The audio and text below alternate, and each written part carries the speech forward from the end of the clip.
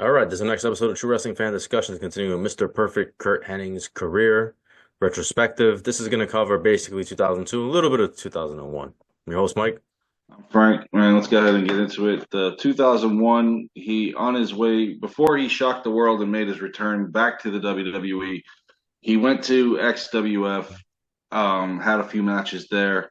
Surprisingly enough, wrestled Hulk Hogan Yeah, once again, but not the outcome we're looking for. and Hogan beats him. been worth Yeah. him. And on the same day, Curt Hennig beats Johnny B. Bad. Hogan beats Curt Hennig. So, and then he wrestled other guys in there like Buff Bagwell, Vampiro, Pyro.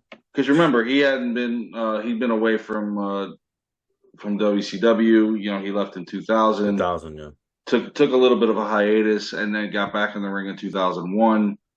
And believe it or not, at the Royal Rumble after 6 years How of wild is being that? away, How wild is that? We didn't, that was a surprise. I didn't know he was coming out. no internet thing had mentioned this.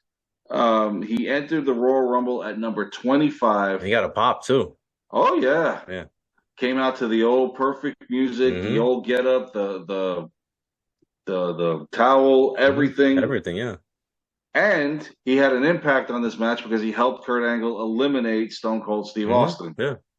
And he was down to the final three in the event and then you start wondering. Mhm. I mean, we all knew Triple H was going to win this Yeah, it was weird. because once Triple H made that return, that epic Raw. return at the Garden, The Garden overall, yeah. you know Very- he's winning the Rumble. Yeah. But Perfect being in the final three, I'm like, what? That was cool. And he looked good, man. He was a little heavier, but he still had some gas left in the tank. Exactly. Lasted over 15 minutes in the before he was eliminated by the eventual winner, my boy Triple H. Yeah, I think I remember some vignettes where he was like cheating.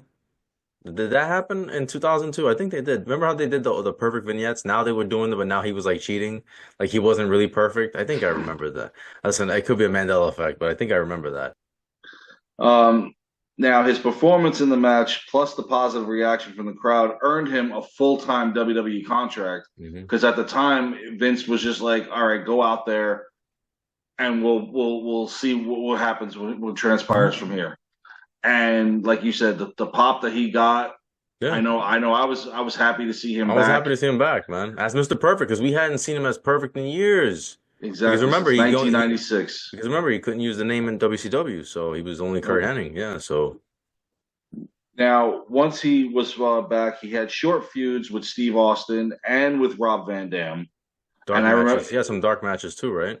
yeah, I believe he had some dark matches with Lesnar. I think he has a. Did he have a Lesnar dark match? yep, February 10th, 2002, and he beat him.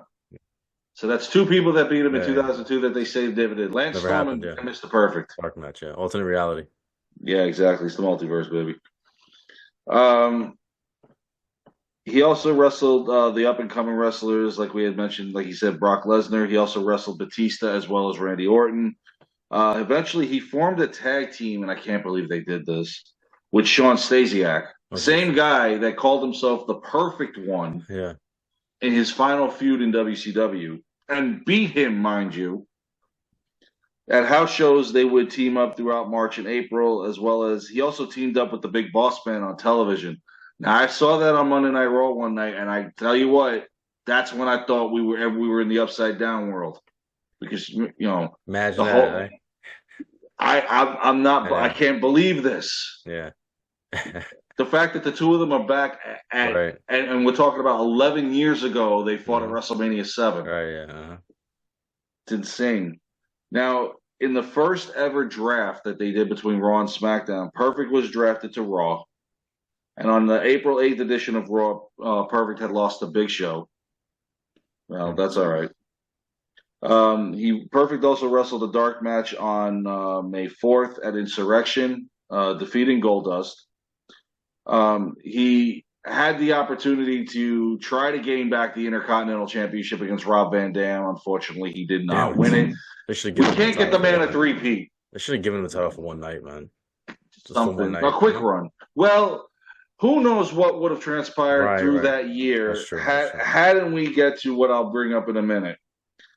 Now, Perfect wrestled his last televised match on May 12th, 2002, where he defeated Matt Hardy. Now, when I say that, here's the reason why. He was released from his contract on May 8th due to a physical altercation with Brock Lesnar Yeah, at how many feet they were at? at 35,000 feet on a flight home from the pay-per-view Insurrection. Now, this is the plane ride from The hell. plane ride from hell, the infamous. But they apparently they were like not play fighting, but they were like it wasn't serious. They weren't like instead of they were drunk. Everybody was drunk, and I Well, think this is because they kept, just adding they had a delay, so they kept well, putting in the stocked alcohol carts, and they right, just they kept have I think yeah. they went through three of them. And they were friends because he had actually Yes. helped train him. I think in around 2000 2001. I know that he that Henning did train him. Remember they're from Yeah. the same area, hmm Minneapolis. So they were Now basically just they put were to goofing rest. around, but Yeah. unfortunately, I But he mean, he hit put he put shaving cream on his head. Then Brock picks up Hennig, and tables were breaking. he hit the door, right? The emergency exit. Yep, Everyone was one wrestler scared. got on the PA system saying we're all gonna die. Oh, Jesus Christ. They hit the emergency exit door, like you said. Yeah. No, and it's supposedly during this, and we covered it during the Dark Side of the Ring review, that Brock supposedly exposed himself to Terry Runnels at No. Insurrection, and then Dustin Runnels, with a Gold Dust, whatever, wanted a piece of him that night. What a nightmare that plane ride must have And, been.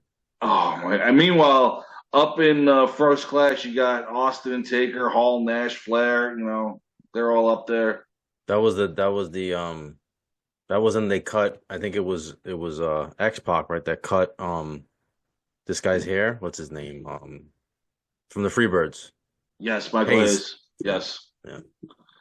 And of That's why he course, got fired. He ended of up getting course, Ric Flair, X-Pac got fired. pretending he's a helicopter, And the Scott Hall got ring. fired. Scott Hall ends up getting fired too. Yeah. Oh my God, just the stupidness of this whole thing.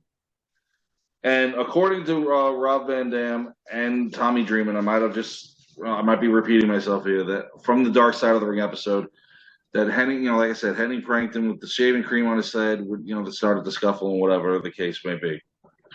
So So, I mean, that it was just.